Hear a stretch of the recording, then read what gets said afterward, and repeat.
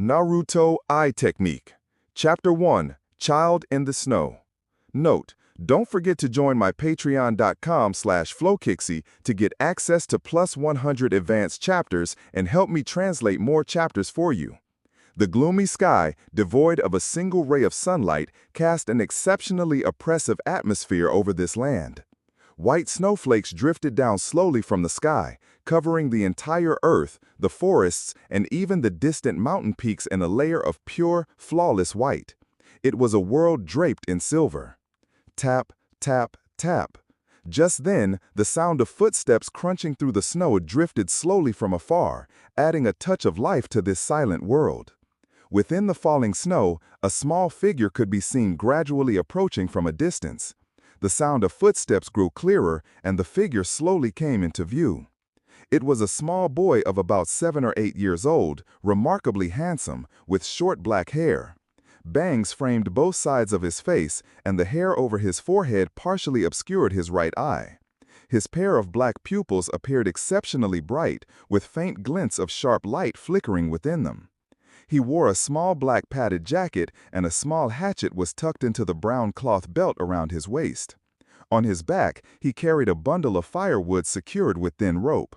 It was clear at a glance that the little boy had just returned from gathering firewood. At this moment, his head and body were already covered with a considerable amount of snow. He slowly exhaled a puff of white breath, shook his body, and rubbed his hands together to ward off the biting cold air. The little boy looked up at the gloomy sky and muttered to himself, "It's already this late. I have to hurry back, or father will worry again." As soon as the words fell, the little boy stepped out again, carrying the firewood and quickening his pace. Before long, his entire figure gradually disappeared into the endless falling snow. At the foot of a large mountain, many lights had already lit up, though it was unclear when.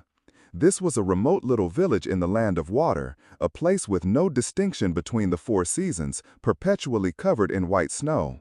At this time, the sky had already darkened.